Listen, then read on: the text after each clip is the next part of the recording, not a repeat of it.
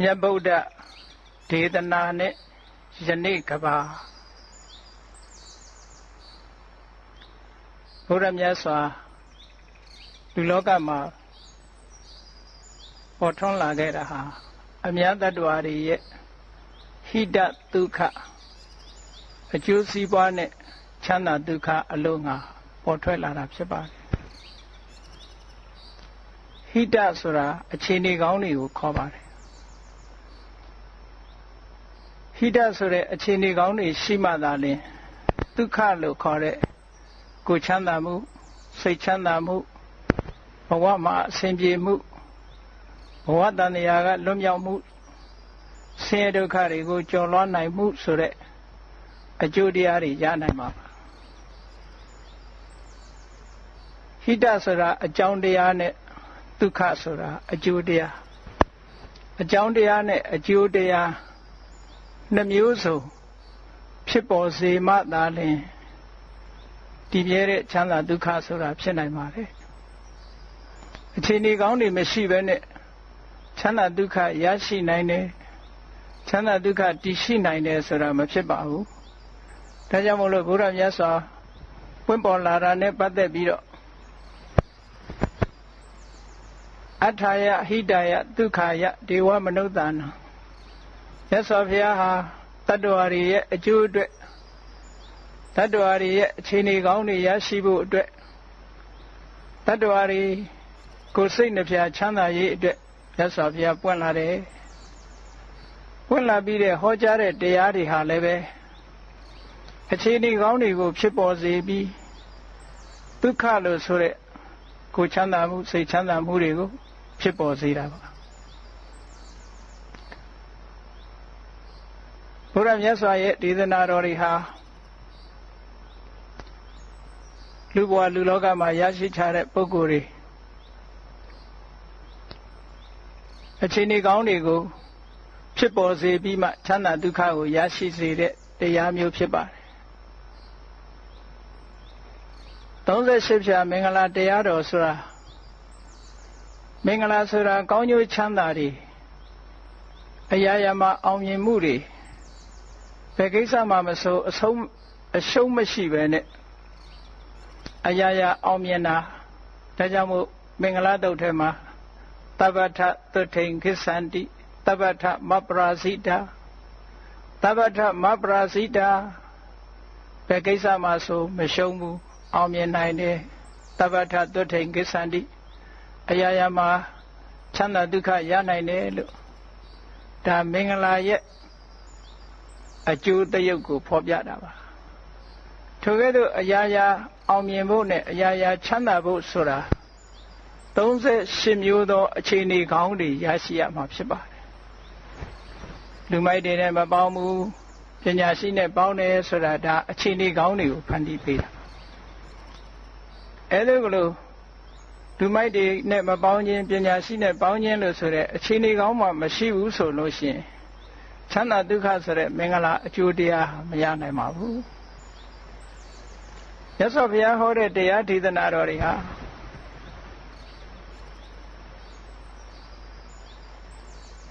တန်လျာဝကလွတ်ပြီးတော့နိဗ္ဗာန်ချမ်းသာကိုရဖို့ဆိုတာကြီးတခုတည်းမဟုတ်ပါဘူးတန်လျာရဲ့ခြင်းလဲနေတဲ့အချိန်မှလည်းပဲအရာရာအစဉ်ပြေပြီးအခြေအနေကောင်းတွေရရှိပြီးချမ်းသာဒုက္ခရဖို့တဘဝကနေတဘဝတန်တရားတဲ့လဲတဲ့အခါမှာလည်းပဲဆင်းရဲဒုက္ခနည်းနိုင်သမျှနည်းပြီးချမ်းချမ်းသာသာရှိဖို့ဆိုတာမြတ်စွာဘုရားကတရားဓမ္မတွေကိုဟောထားတာဖြစ်ပါတယ်ဒါကတစ်ပိုင်းမှာနောက်ဆုံးတန်တရားဝကနေလွတ်ပြီးကိုချင်းနာချင်းသိချင်းလို့ဆိုတဲ့ဒီဆင်းရဲဒုက္ခတွေကလုံးဝလွန်မြောက်တဲ့ထာဝရငြိမ်းချမ်းတဲ့အငြိမ့်တက်ကိုရရှိခြင်းနဲ့ဆိုလဲမြတ်စွာဘုရားဟောတဲ့တရားတော်ဟာထိုနောက်ဆုံးအဆင့်ဖြစ်တဲ့နိဗ္ဗာန်ချမ်းသာကိုလည်းပဲရောက်ရှိစေတဲ့နိလန်းတွေကိုလမ်းညွှန်ထားတာဖြစ်ပါတယ်ဒီကနေ့မြန်မာနိုင်ငံမှာရှိတဲ့ဗုဒ္ဓဘာသာဝင်သူတော်စင်တွေအများစုကဘုရားမြတ်စွာဟောထားတဲ့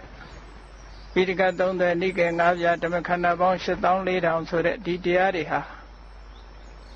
လောကုတ္တရာတရားတွေဖြစ်တယ်ဘုန်းကြီးစာတွေဖြစ်တယ် တို့နဲ့မဆိုင်ဘူးလို့ဒီလိုထင်ကြတယ်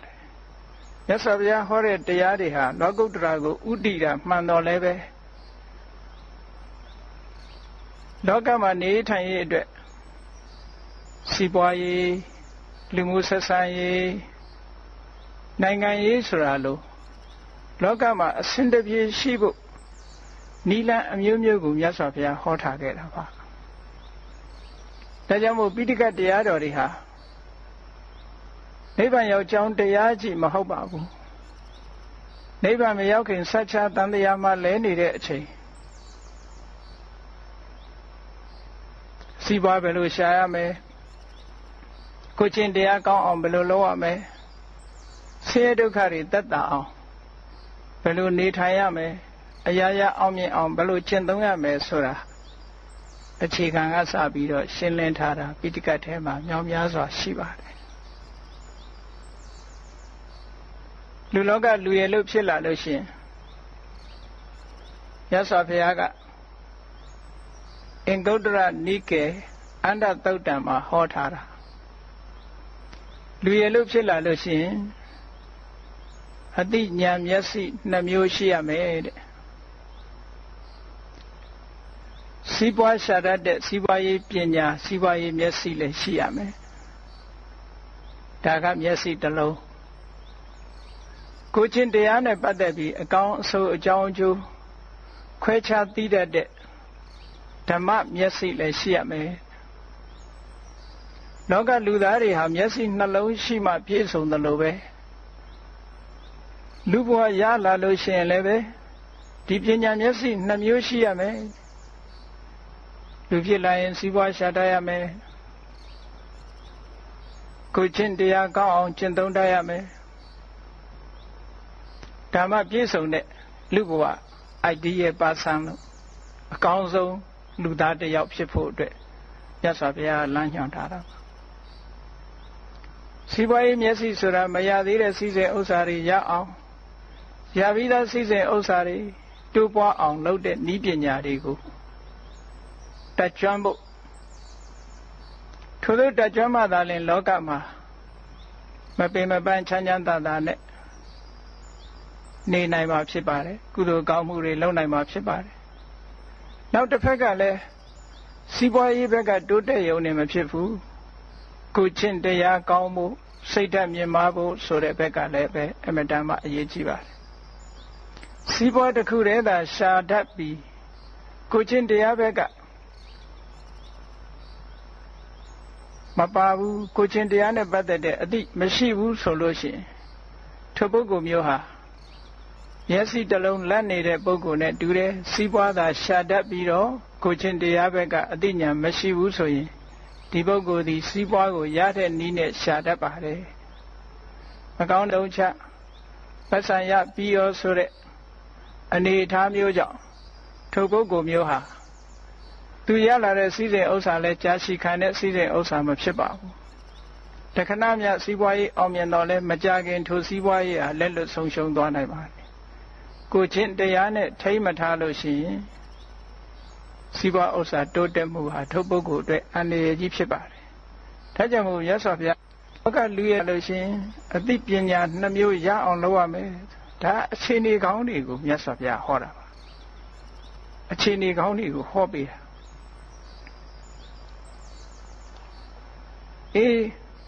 ဒီဘဝမှာလည်းပဲချမ်းသာဒုက္ခတွေရဖို့ဆိုတဲ့အကြောင်းတရားတွေနဲ့ပတ်သက်ပြီးတော့လေမြတ်စွာဘုရားကစီးပွားရေးနဲ့ပတ်သက်ပြီးဒီဘဝမှာပြည့်စုံရမယ့်အချက်လက်တွေလူလောကဟာဒီဘဝပြည့်စုံရုံနဲ့မပြီးသေးဘူးလူတွေမှာဘဝတန်တရားဆိုတာရှိနေသည့်အတွက်ကြောင့်ဒီဘဝကောင်းရုံလေးနဲ့မပြီးသေးဘူးနောက်ဘဝအနာဂတ်ဆိုတာလည်းထည့်သွင်းစဉ်းစားပြီးပြင်ဆင်သင့်တယ်ဒါကြောင့်မို့လို့နောင်ဘဝကောင်းဖို့အတွက်လည်းပဲခုနေကကြိုးကြိုးတင်းတင်းပြင်ပြင်ဆင်ဆင်ဆိုတာရှိရပါတယ်စီးပွားရေးနဲ့ပတ်သက်တော့မှပဲအခုခေတ်အနာဂတ်မျှော်မှန်းချက်တွေနဲ့စီမံကိန်းကြီးတွေချပြီးတော့ဆောင်ရွက်ကြရတာထို့တူပါပဲကိုယ့်ရဲ့ဘဝမှာဒီဘဝတစ်ခုတည်းအောင်မြင်လို့မဖြစ်ပါဘူး နောက်ဘဝအတွက်လည်းပဲညှို့လင်းချက်နဲ့စီမံကိန်းတွေထားဖို့လိုအပ်ပါသေးတယ်ဘုရားမြတ်စွာလက်ထက်တော်အခါကာလတုန်းကကောလိယတိုင်ကက္ကရပတ္တဆိုတဲ့မြို့မှာမြတ်စွာဘုရားရောက်နေတဲ့အချိန်ပိုင်းလေးမှာအဲဒီကက္ကရပတ္တကဒီကသာနုဆိုတဲ့အမျိုးသားဥဆောင်ပြီးတော့ဘုရားမြတ်စွာထံလာရောက်ချင်းကပ်ကြတယ်သူတို့ကမြတ်စွာဘုရားကိုလျှောက်တယ်အရှင်ဘုရားတပည့်တော်တို့ဟာအိမ်တော်ရသားမိသားစုနဲ့ပျော်ပျော်ရွှင်ရွှင်စီးပွားရှာလို့လူဘဝမှာချမ်းချမ်းသာသာဒီလိုနေခြင်းပါတယ်တည်တဲ့အခါမှာလည်းပဲတပည့်တော်တို့ကောင်းရာဒုက္ခတိရောက်ခြင်းတယ်ဗျာဒီဘဝလည်းချမ်းချမ်းသာသာပျော်ပျော်ရွှင်ရွှင်မိသားစုနဲ့တိုင်းတိုင်းဝိုင်းဝိုင်းနေခြင်းတယ်နောက်ဘဝမှာလည်းတပည့်တော်တို့ကောင်းရာရောက်ခြင်းတယ်အဲ့ဒါလို့ဖြစ်နိုင်တဲ့အခြေအနေကောင်းတွေများရှိပါသလားလို့မြတ်စွာဘုရားလျှောက်တော့မြတ်စွာဘုရားကရှိတယ်ဒီဘဝအတွက်ဟိတဒုက္ခအခြေအနေကောင်းတွေနဲ့ချမ်းသာဒုက္ခကိုရစေနိုင်တဲ့အချက်၄မျိုးရှိတယ်နောက်ဘဝအတွက်လည်းပဲအခြေအနေကောင်းတွေပေးပြီးတော့ချမ်းသာဒုက္ခရစေနိုင်တဲ့အကြောင်းတရား၄မျိုးရှိတယ်ဆိုပြီးအင်္ဂုတ္တရနိကေမှာပဲမြတ်စွာဘုရားဟောထားတဲ့သုတ်တတုတ်ကိုမှတ်တမ်းတင်ထားတာရှိပါတယ်အဲ့ဒီတော့မှမြတ်စွာဘုရားဒီဘဝအတွက်ဟိတဒုက္ခအခြေအနေကောင်းတဲ့ချမ်းသာဒုက္ခရစေတတ်တဲ့အချက်ကတော့နံပါတ်1ဥဋ္ဌာဏတံပရာကိုလုပ်တဲ့လုပ်ငန်းနဲ့ပတ်သက်ပြီးတော့ကြိုးကြိုးစားစားလုပ်ဖို့ကြိုးကြိုးစားစားလုပ်ကြရမယ်အဲ့ဒီဥဋ္ဌာဏတံပရာတက်တက်ကြွကြွကြိုးကြိုးစားစားလုပ်တယ်ဆိုတဲ့နေရာမှာမြတ်စွာဘုရားကထပ်ပြီးတော့ရှင်းထားတယ်ကြိုးစားတိုင်းရသလားလို့ဆိုတော့ကြိုးစားတိုင်းမရနိုင်ဘူးကြိုးစားတယ်ဆိုတဲ့အချက်ထဲမှာဘာတွေပါတော့လို့ဆိုလို့ရှိရင်တက်ခလုပ်ငန်းကျွမ်းကျင်မှုရှိရမယ်အနလတဆွဲကောင်းမှုရှိရမယ်ဥပါယဝိမန္တဤပညာရှိရမယ်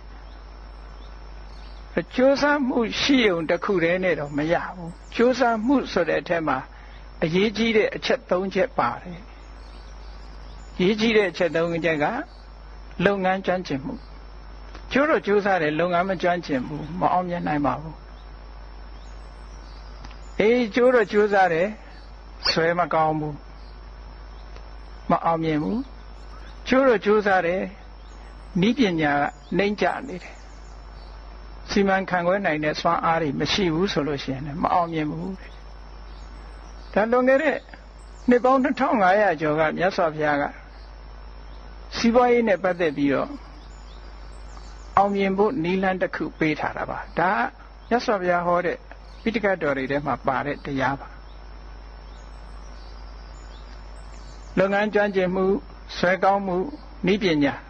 အဲ့ဒီ၃ရပ်ပေါင်းစပ်ထားတဲ့ကြိုးပမ်းအားထုတ်မှုဆိုတာရှိရမယ်တဲ့နောက်တစ်ချက်ကအာရခတံပရာထိမ့်သိမ်းဆောင်ရှောက်မှုလောကမှာစီးပွားဥစ္စာတွေရလာလို့ငွေကြေးတနာမြောင်များစွာ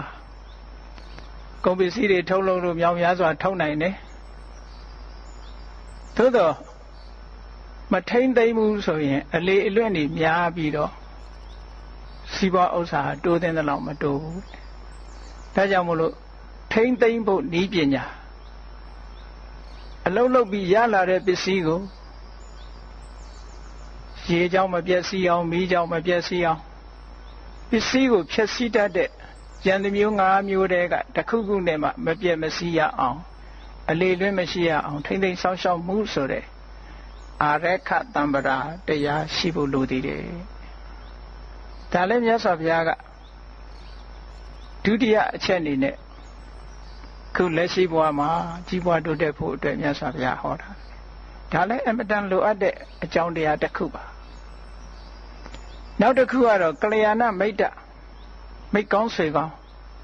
စီးပွားရေးနဲ့ပတ်သက်ပြီးအကြံပေးမဲ့ပုဂ္ဂိုလ်အကျင့်စာရိတ္တကောင်းတဲ့ပုဂ္ဂိုလ်အသိပညာရှိတဲ့ပုဂ္ဂိုလ် ဆွန့်လွတ်နိုင်မှုရှိတဲ့ပုဂ္ဂိုလ်ကိုယုံကြည်မှုရှိတဲ့ပုဂ္ဂိုလ်ကိုချင်းတရားကောင်းတဲ့ပုဂ္ဂိုလ်အဲ့ဒီလိုမိကောင်းဆွေကောင်းတွေလည်းပဲအမတန်မှလိုအပ်ပါတယ်ဒီကနေ့ခေတ်ကြည့်စီးပွားဥစ္စာတိုးတက်နေတဲ့ပုဂ္ဂိုလ်တိုင်းဟာဒီအခြေအနေကောင်းတွေရှိရတယ်အကယ်၍မိကောင်းဆွေကောင်းမရှိဘူးဆိုရင်ခုနကကျိုးပန်းအထောက်မှုကြောင့်ပစ္စည်းဥစ္စာတွေရလာနိုင်တယ်ထိမ့်သိမ့်ရှိတတ်လို့စုမိဆောင်မိဖြစ်လာတယ်သို့တော့မိကောင်းဆွေကောင်းမရှိဘူးဆိုရင်ထိုပစ္စည်းတွေဟာတဲထဲမှာရေသွန်လိုက်တယ်လို့ပဲ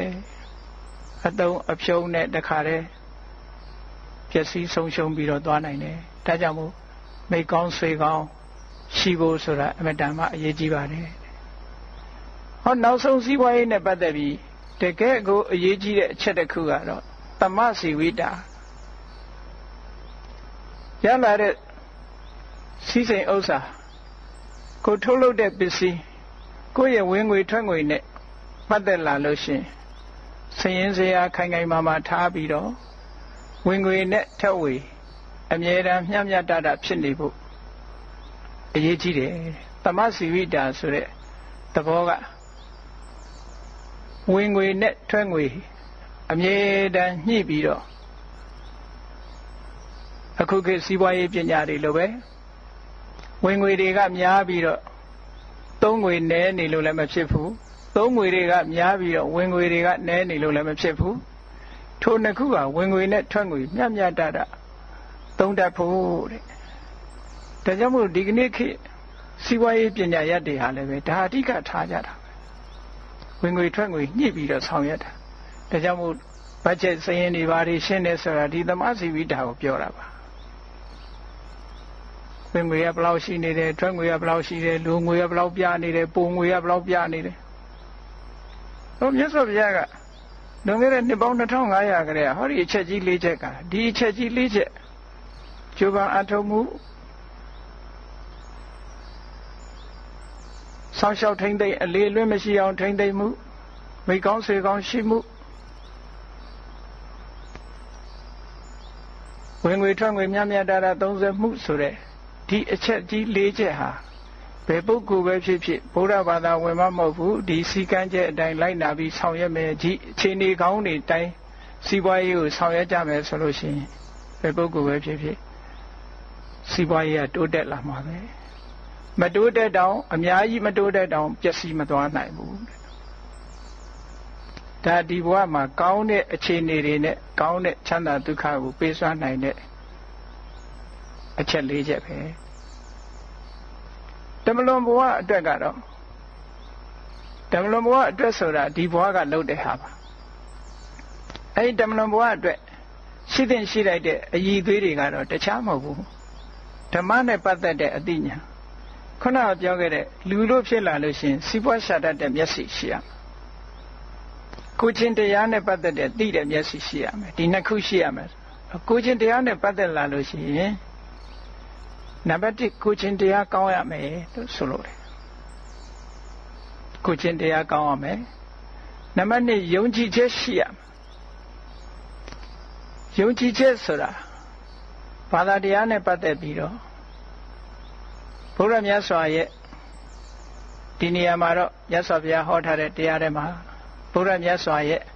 မှန်ကန်စွာသိတဲ့အသိဉာဏ်ကိုလက်ခံယုံကြည်လို့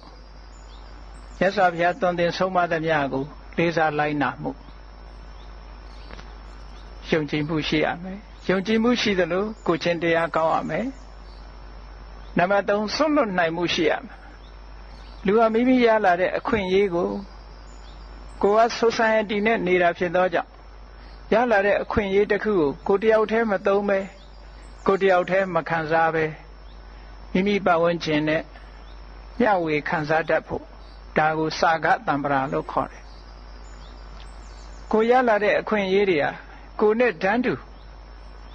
ဘယ်အခွင့်အရေးကိုမှကိုတယောက်တည်းကိုသိမ့်ပိုက်ထားတာမျိုးမရှိပဲအားလုံးလောကလူသားတွေနဲ့မျှဝေခံစားတတ်တဲ့စာကတံပရာမျိုးရှိရမယ်နောက်တစ်ခုကပညာအကြောင်းအကျိုးအကောင်းဆိုးခွဲခြားသိတာကအစလောကမှာရှိတဲ့သဘာဝတရားတွေဟာဘယ်ဟာမှမမြဲဘူးဆိုတာကိုသိရှိနားလည်ထားတဲ့ပညာမျိုး အဲ့တော့အချင်းချုပ်ပြောလိုက်လို့ရှိရင်တတ္ထတမ္ပရာယုံကြည်မှုရှိရမယ်သီလတမ္ပရာကိုချင်းတရားနဲ့ပြည့်စုံရမယ်စာဂတမ္ပရာမျှဝေခံစားဖို့ကိုယ့်ရဲ့ကိုယ်ပိုင်တဲ့ပစ္စည်းကိုစွန့်လွတ်ပြီးအများနဲ့မျှဝေခံစားနိုင်မှုစွန့်ကြဲတတ်မှုရှိရမယ်ပညာတမ္ပရာအသိပညာရှိရမယ်လို့ဟောဒီအကြောင်းတရား၅ပါးဟာဒါအကြောင်းတရား၄ပါးဟာဟိတကောင်းကျိုးချမ်းသာတွေကိုဖော်ဆောင်ပေးနိုင်တဲ့အခြေအနေကောင်းတွေလို့ခေါ်တယ်အဲ့ဒီအခြေအနေကောင်း၄မျိုးရှိနေလို့ရှိရင်ဒုက္ခလို့ဆိုတဲ့အရာရာမှာအစဉ်ပြေမှုကိုချမ်းသာမှုစိတ်ချမ်းသာမှုဆိုတာတွေဖြစ်ပေါ်လာမှာပါဟိတမရှိဘဲဒုက္ခဆိုတာမရနိုင်ပါဘူးဟိတမရှိဘဲနဲ့ဒုက္ခဆိုတာမတည်မြဲပါဘူးဒါကြောင့်မို့ဒီစကားလုံးနှစ်ခုဟာအမြဲတမ်းတွဲပြီးတော့ဘုရားမြတ်စွာတရားတွေထဲမှာလာတယ်ဟိတာယဒုက္ခယအခြေအနေကောင်းတွေရှိရမယ်ထိုအခြေအနေကောင်းတွေကြောင့်ဖြစ်ပေါ်လာမဲ့ချမ်းသာဒုက္ခတွေရရှိနိုင်တယ်လို့ဒီလိုဘုရားမြတ်စွာရဲ့ပိဋကတ်30နိကေ5ပြဓမ္မခန္ဓာထဲမှာလောကလူဘဝရရှိလာတဲ့ပုဂ္ဂိုလ်တိုင်းလိုက်နာကျင့်သုံးရမယ့်အချက်တွေအများအပြားဖော်ပြထားတာတွေ့ရလို့ဘုရားဘာသာဝင်သူတော်စင်တွေအနေနဲ့ဘုရားဟောတဲ့တရားအတိုင်းလိုက်ပြီးစီးပွားရေးကိုဆောင်ရွက်ကြမယ်ဆိုလို့ရှိရင်စီးပွားဘက်ကလည်းတိုးတက်နိုင်ပါတယ်လူမှုရေးပဲဆောင်ရွက်ကြမယ်ဆိုရင်လည်းပဲလူမှုရေးဘက်ကတိုးတက်ကြတယ်တော်တော်များများကဗုဒ္ဓမြတ်စွာရဲ့ဗုဒ္ဓဘာသာဝင်ဖြစ်ပေမဲ့လို့ဘုရားဟောကြားတဲ့တရားနဲ့ပတ်သက်လာလို့ရှိရင်အစစ်မြင့်တဲ့ဘက်ကိုသိပြီးတော့ကြည့်ပြီးတော့မြတ်စွာဘုရားအိဋ္ဌဒုက္ခအနတ္တစသဖြင့်ဟောတယ်တန်တရားညီငွေဖို့ရဟောတယ်ဆိုဒုက္ခသစ္စာ၄ပါးထဲမှာဆိုရင်ဒုက္ခသမုဒယဆင်းရဲမှုကိုဥတည်ဟောတယ်ဆိုတော့မြတ်စွာဘုရားရဲ့တရားကိုတချို့အထင်မြင်လွဲတဲ့ pessimism လို့အဆိုးမြင်ဝါဒလို့ဒီလိုတောင်အထင်မြင်လွဲကြတာရှိတယ်မဟုတ်ပါဘူးတန်တရားဝကလွတ်မြောက်ဖို့အတွက်တွေ့တာမှုကိုပယ်ဖို့ရာကဒီနည်းလမ်းပဲရှိပါတယ်တန်တရားထဲမှာအစဉ်တပြေနေဖို့ရာအတွက်မြတ်စွာဘုရားဟောထားတဲ့တရားတွေမြောက်များစွာရှိတယ်လူမှုရေးနဲ့ပတ်သက်လာလို့ရှိရင်လေမြတ်စွာဘုရားဟောထားတာသင်္ကာလောဝါဒတုတ်မှာအလုံးရှင်နဲ့အလုံးသမားဆက်ဆံရေးမိသားစုအတွင်းဆက်ဆံရေးတဦးနဲ့တဦးပေါင်းသင်းဆက်ဆံရေးဆိုတာတွေမြတ်စွာဘုရားဟောထားတယ်ခုနစီးပွားရေးနဲ့ပတ်သက်တဲ့အချက်လက်တွေဟာကြီးပွားတိုးတက်နေတဲ့ပုဂ္ဂိုလ်တွေကြီးပွားတိုးတက်နေတဲ့နိုင်ငံတွေကြီးပွားတိုးတက်နေတဲ့ကုမ္ပဏီတွေမြတ်စွာဘုရားဟောတဲ့တရားကိုမသိတော်လဲပဲမြတ်စွာဘုရားဟောထားတဲ့အချက်လက်တွေနဲ့ပြည့်စုံတယ်လို့ပြောနိုင်ပါတယ်သူတို့မှာဥဋ္ဌာဏတမ္ပရာရှိတယ်လုပ်ငန်းကျွမ်းကျင်တယ်နည်းပညာကောင်းတယ်ကြိုးစားတယ်ဟောဒီအချက်လက်တွေကညင်းလို့မရတဲ့အချက်လက်တွေပဲသူတို့မှာအာရခတမ္ပရာရှိတယ်အလေလွဲမရှိအောင်ထိန်းတတ်သိမ့်တတ်တယ်မိကောင်းဆွေကောင်းတွေရှိတယ်စီးပွားရေးအကြံပေးမဲ့ပုဂ္ဂိုလ်တွေအကျင့်ကောင်းတဲ့ပုဂ္ဂိုလ်တွေဟောသမစီဝိတာလို့ဆိုတဲ့ဝင်ငွေထွက်ငွေစီးပွားရေးကျမ်းကျင်တဲ့ပညာရှင်တွေဒီအချက်လက်တွေနဲ့ပြည့်စုံလို့စီးပွားရေးတိုးတက်တာပါဘုရားဟောကြားတဲ့အတိုင်းသာလိုက်နာဆောင်ရွက်ကြမယ်ဆိုရင်လောကမှာစီးပွားရေးဘက်ကလည်းစီးပွားရေးတိုးတက်နိုင်ပါတယ်လူမျိုးရေးဘက်ကလည်းပြဿနာတွေနည်းနိုင်တယ်များနည်းပြီးတော့အဆင်တပြေဖြစ်နိုင်ပါတယ်ကောင်းတဲ့အခြေအနေတွေအခြေအနေကောင်းတွေအကြောင်းတရားတွေကိုမြတ်စွာဘုရားဟောထားတယ်အပရိဟာနိယတရားမပြတ်စည်းဝေးပါညီညီညွတ်ညွတ်စည်းဝေးပါညီညီညွတ်ညွတ်စည်းဝေးပြီးဆုံးဖြတ်ပါဆုံးဖြတ်ချက်အတိုင်းတညီတဲ့အကောင့်ထဲပေါ်ပါဆိုတာအခြေခံထားတာပါနောက်ဓမ္မပဒမှာကြည့်မယ်ဆိုလို့ရှိရင်မြတ်စွာဘုရားကနာဟိဝေရေနဝေရာနိတမ္မန္တိဒကုရသနာအဝေရေနသတမ္မန္တိဧတဓမ္မောတဏ္ဏတနောငြိမ်းချမ်းတဲ့ဤဟာမေတ္တာတို့တရားသာဖြစ်တယ်လို့ဟောဓမ္မပဒမှာမြတ်စွာဘုရားဟောထားတာရှိပါတယ်ဘုရားမြတ်စွာဟောထားတဲ့တရားဓမ္မအတိုင်းလိုက်နာမယ်ဆိုလို့ရှိရင်ကဘာကြီးကလည်းငြိမ်းချမ်းသွားမှာပါစီးပွားရေးတိုးတက်မှုလည်းဖြစ်နိုင်တယ် ကဘာကြီးငြိမ်းချမ်းမှုလည်းဗုဒ္ဓတရားတော်ကဖော်ဆောင်ပေးနိုင်တယ်စီးပွားရေးလူမှုရေးအားလုံးအစဉ်တပြေဖြစ်ပြီးတော့ငြိမ်းချမ်းတဲ့ကဘာကြီးတစ်ခုဖန်တီးနိုင်ဖို့အတွက်ဘုရားမြတ်စွာဟောထားတဲ့တရားဒေသနာတော်တွေရှိပါတယ်သို့သောဒီအခြေခံတရားတော်ဒေသနာတွေကိုဘုရားဘာသာအများစုကသိပြီးတော့မသိကြဘူးအထူးသဖြင့်မြန်မာလူမျိုးတွေတဲကဖရာတရားတော်တွေဟာလောကုတ္တရာတရားတွေပဲဘုန်းကြီးစာတွေပဲတို့နဲ့သိမဆိုင်ဘူးလို့ဒီလိုစီးပွားရေးဘက်မှာဖရာတရားတော်အတိုင်းအသုံးချရမယ်ဆိုတာ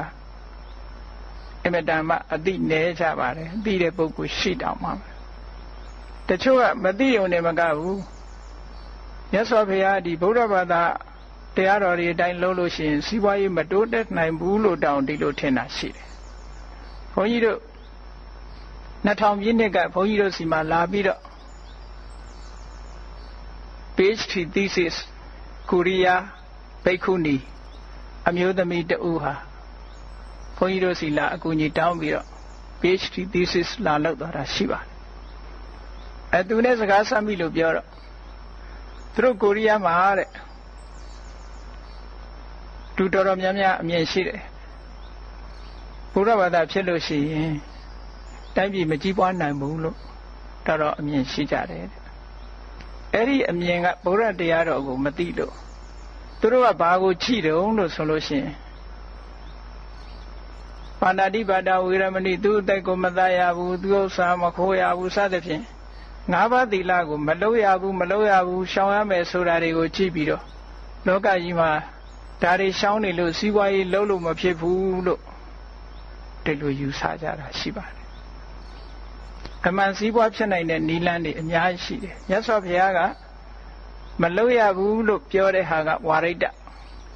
လုပ်ရမယ်လို့ပြောတာကစာရိတ္တ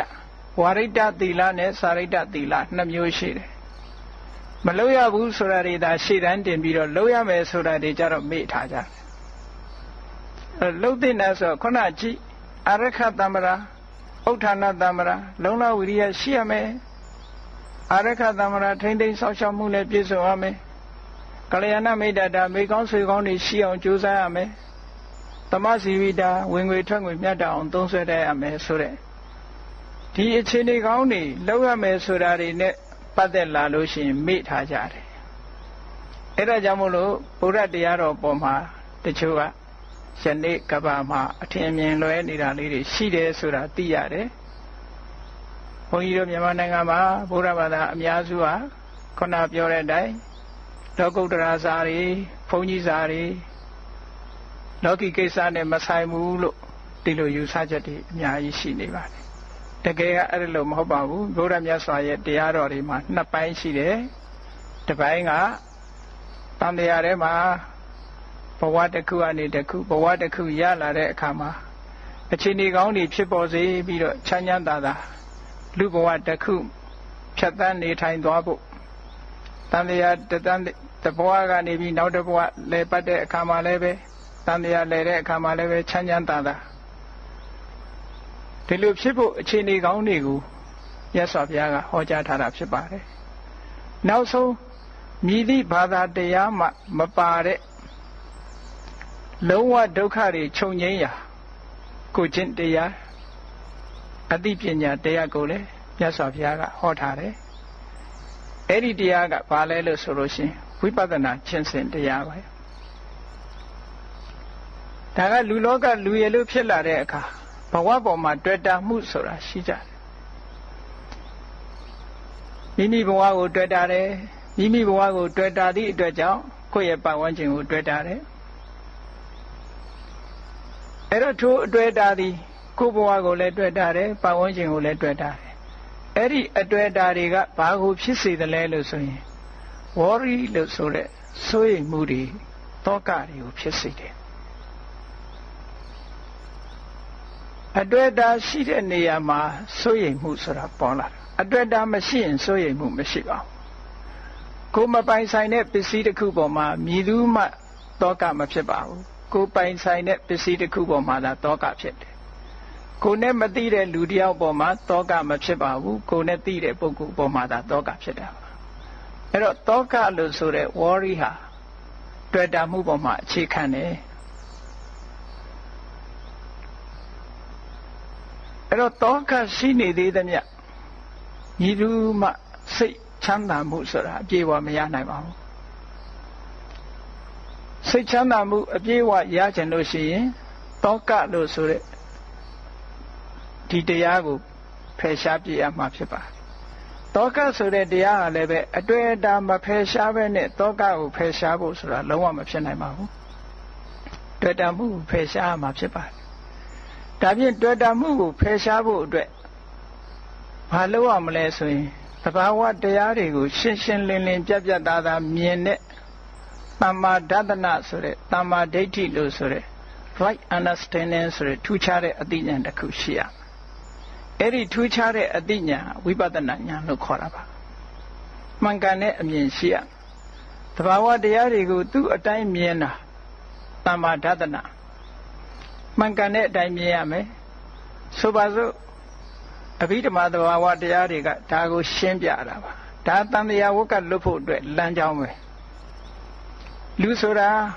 ငါရဲ့သူရဲ့တကယ်ဆန်းစစ်ကြည့်လိုက်လို့ရှင်မရှိဘူးယုံနဲ့နာနှမျိုးသာရှိတယ်အကြမ်းမြင်ပြောမယ်ဆိုရင်လူမှာ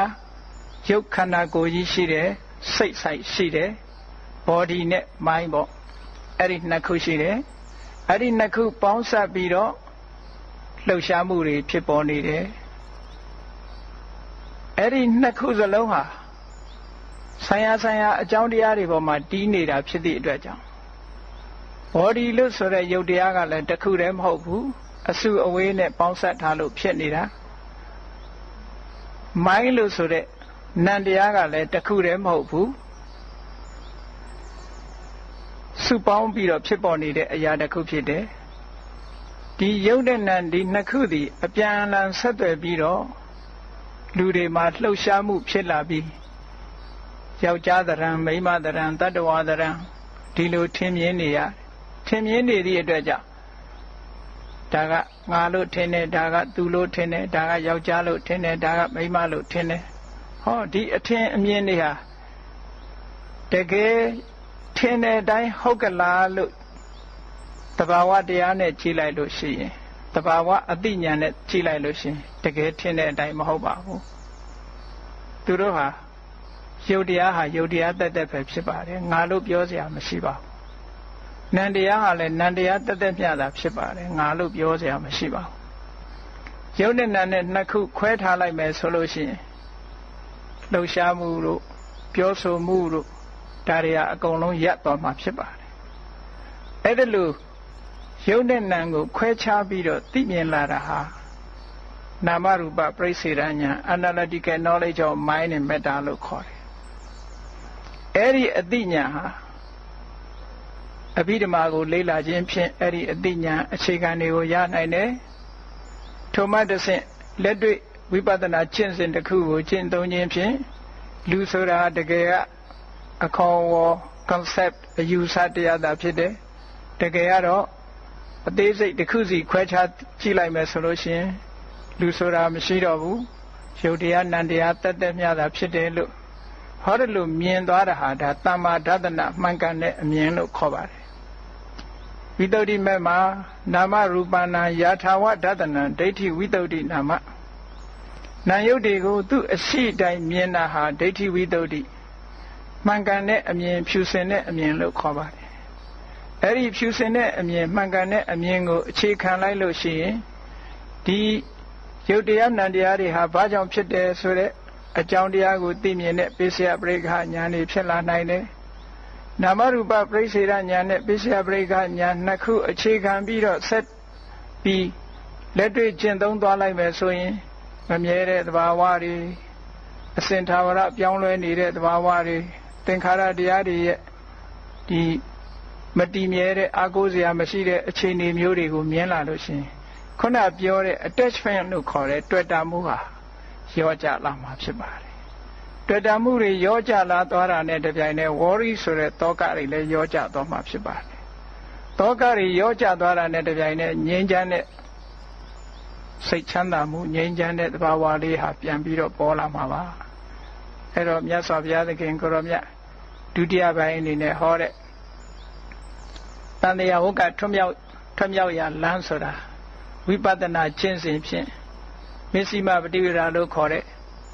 right understanding မှန်မှန်ကန်ကန်နားလည်ခြင်းထိုမှန်မှန်ကန်ကန်နားလည်ခြင်းဆိုတဲ့အခြေအနေကိုရောက်အောင် right thought မှန်မှန်ကန်ကန်စဉ်းစားတတ်ခြင်းဆိုတဲ့သမ္မာသင်္ကပ္ပ right effort ဆိုတဲ့သမ္မာဝါယာမမှန်မှန်ကန်ကန်နိလန်တကြစနစ်တကျကြိုးပမ်းအထောက်ခြင်းသမ္မာတတိ right mindfulness လို့ခေါ်တဲ့မှန်ကန်စွာတတိယမှုနဲ့သမ္မာသမာဓိ right concentration လို့ခေါ်တဲ့အာယုန်တစ်ခုတည်းပေါ်မှာမှန်ကန်တဲ့နိလန်ခြင်းစူးစိုက်ခြင်းလို့ဆိုတဲ့ဒီမဲ့ခင်၅မျိုးဥဆောင်ပြီးတော့လှုပ်သွားလို့ရှိရင် right understanding ဆိုတာပေါ်လာမှာဖြစ်ပါတယ်ထို right understanding ကသာလျှင်တန်တရားထဲမှာဖြစ်ပေါ်လာစေတတ်တဲ့ကိလေသာဆိုတဲ့အကြောင်းတရားတွေကံကိုဆက်ဖို့လုပ်နေတဲ့ကိလေသာဆိုတဲ့အကျိုးတရားတွေအကြောင်းတရားတွေဒါတွေကိုဖယ်ရှားပြစ်နိုင်မှာဖြစ်ပါတယ်ကိလေသာဆိုတဲ့အဆိုးတရားတွေဖယ်ရှားပြစ်လိုက်ခြင်းဖြင့်ကောင်းကံဆိုးကံဆိုတာတွေဟာလည်းပဲအကျိုးပေးနိုင်တော့မှာမဟုတ်တော့ပါဘူးထိုကံတွေအလုံးအကျိုးမပေးနိုင်တော့ဘူးဆိုလို့ရှိရင်နောက်ဆုံးအကြောင်းတွေပြတ်သွားရင်ဒုက္ခတွေဟာအကုန်လုံးချုပ်ငြိမ်းပြီးတော့ရဆိုင်သွားမှာဖြစ်ပါတယ်ဒါကိုပဲသာဝရငြိမ်းတဲ့အငြိမ်းတဲ့နိဗ္ဗာန်လို့မြတ်စွာဘုရားကဒုတိယပိုင်းမှာဟောတာပါနောက်ဆုံးတန်တရားထဲမှာနေရင်ချမ်းသာဒုက္ခရနိုင်တဲ့နိလန်းတွေနောက်ဆုံးမှာထိုချမ်းသာဒုက္ခရတဲ့ဆိုတောင်အိုခြင်းနာခြင်းသေခြင်းဆိုတဲ့ဒီဒုက္ခတွေကမလွတ်နိုင်ဘူးအဲ့ဒီအိုခြင်းနာခြင်းသေခြင်းဆိုတဲ့ဒီဒုက္ခတွေလွတ်မြောက်ရာဖြစ်တဲ့မဂ္ဂင်၈ပါးအကျင့်တရားကျင့်သုံးမှသာလျှင်လောကမှာရှိတဲ့ပြဿနာမျိုးစုံကလုံးဝချုပ်ငြိမ်းပြီးလွတ်မြောက်မှာဖြစ်ပါတယ်ဆိုတဲ့အကြောင်းကိုအာလုံးဗုဒ္ဓဘာသာဝင်သူတော်စင်တို့သည်ဘုရားမြတ်စွာဟောထားတဲ့မြတ်ဗုဒ္ဓဒေသနာနှင့်ယနေ့ကဘာအကျိုးပြုနိုင်ပုံကိုအာလုံးမှတ်သားပြီးတော့ဘုရားမြတ်စွာဟောကြားတော်မူတဲ့တရားအတိုင်းလိုက်နာကျင့်သုံးနိုင်ကြပါစေကုန်သတည်း